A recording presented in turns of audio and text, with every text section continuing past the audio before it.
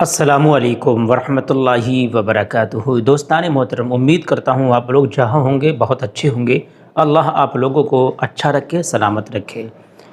دوستان محترم، اسد بھائی کے بارے میں جو سوشل میڈیا پر ویڈیوز گردش کر رہی ہیں، یہ بہت افسوس ہو رہا ہے۔ اسد بھائی کوئی ایسا نہیں ہے کہ دوسرے کوئی فرقے کے ہوں، مذہب اسلام سے تعلق نہ رکھتے ہوں، ہم ان کا مذاق بنا رہے ہیں، یا انہوں نے بہت بڑا کوئی ایسا ظلم کر رہا ہے جو ہم ان کے پیچھے ہاتھ دھو کر کھڑے ہو گئے، کسی کا قتل کر دیا، جو اتنی ان سے نفرتیں ہونے لگی ہیں۔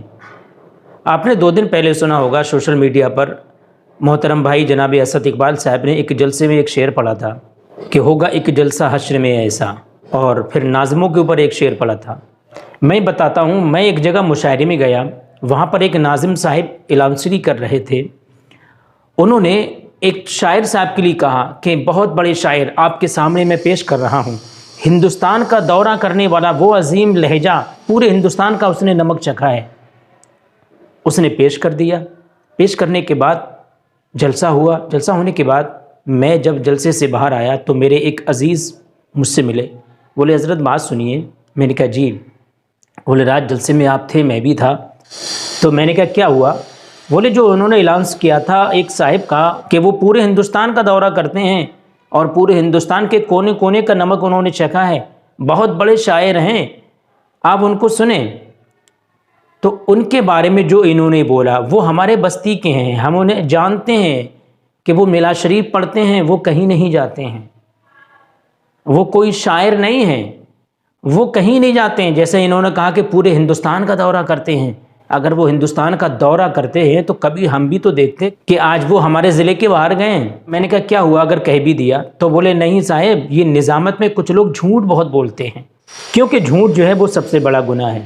جھوٹ نہیں بولنا ہے، جھوٹ چاہے اسٹیج پر بولو، گھر پر بولو، چوراہوں پر بولو، جھوٹ تو جھوٹ ہے۔ میں سمجھتا ہوں اسد بھائی نے بالکل صحیح فرمایا، اس طرح کی اصلاح ہونا چاہیے، اس طرح کی تقریر بھی ہونا چاہیے۔ جس کے پاس جو عہدہ ہے آپ وہی بتائیں، جس کے پاس جو ڈگری ہے وہی بتائیے گا۔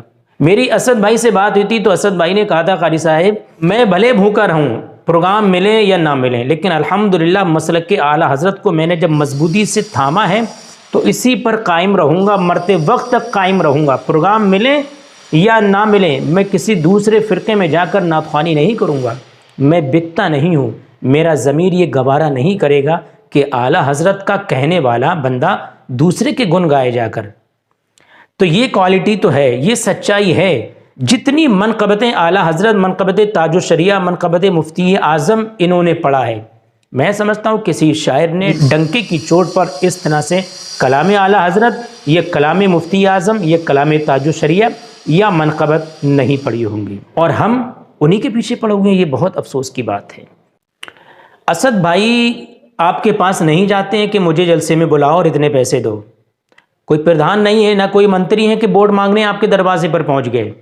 ان کے پاس جب فون پہنچتے ہیں، تاریخ ہوتی ہے تب یہ تاریخ دیتے ہیں، ان کا من کرتا ہے تب یہ آتے ہیں۔ آپ خود ریٹ ان کے بڑھاتے ہو، ریٹ پبلک نے بڑھائے، اسد بھائی نے نہیں بڑھائے۔ اسد بھائی کے پاس تاریخ نہیں ہے، آپ نے 20,000 روپے بولے، اسد بھائی نے کہا تاریخ خالی نہیں ہے، آپ نے کہا 30 لے لو، انہوں نے کہا نہیں تاریخ خالی، پھر کہا 40 لے لو۔ خدا نخواستہ اسی بیچ میں پہلے والی تاریخ خالی ہو جاتی ہے، کینسل ہو جاتے ہیں، بہت سے پروگرام بارش کی وجہ سے رد ہو جاتے ہیں یا کسی جھگڑے کی وجہ سے کینسل ہو جاتے ہیں۔ پھر سمپرک آپ سے ہوتا ہے تو آپ نے جو 40 کہے تھے اب وہ 40 دو گے۔ آپ جب 40 دو گے تو آپ بتائیں کہ ریٹ اسد بھائی نے بڑھایا ہے یا پبلک نے بڑھایا ہے؟ اس بھائی کا مذاق بنا رہا ہے جس کی پوری زندگی کٹ رہی ہے حضور کی تعریف میں۔ 5-6 سال کے تھے اسد بھائی جب سے نعت خوانی کر رہے ہیں، بہت بڑا ایکسپیرینس ہے، ہر طرح کے لوگوں سے ملاقات ہوئی ہے، ہر طرح کے وقت سے یہ گزرے ہیں۔ آج ہم ان کے پیچھے ہاتھ دھو کر پڑ گئے ہیں۔ اسد بھائی نے جو شعر پڑھا اس میں سچائی تو ہے، لیکن آپ لوگ سچائی کو ہضم نہیں کر پا رہے ہو، تو کم سے کم یہی سوچ کر اس کو اگنور کر دو کہ یار بھائی اپنا غلطی کس سے نہیں ہوتی ہے۔ اس کو کھچیڑ رہے ہو سوشل میڈیا پر، اور 4 دن کے بعد وہی بندہ آپ کے اسٹیج پر موجود ہوگا، آپ اس سے کیسے نظریں ملاؤ گے؟ ٹھیک ہے، بس مجھے یہی کہنا تھا۔ اللہ اسد بھائی کی آواز میں، عمر میں، صحت میں بے پناہ برکتوں کا نزول فرمائے۔ چلتا ہوں، اسلام زندہ باد، ہندوستان پائندہ باد۔ اللہ حافظ۔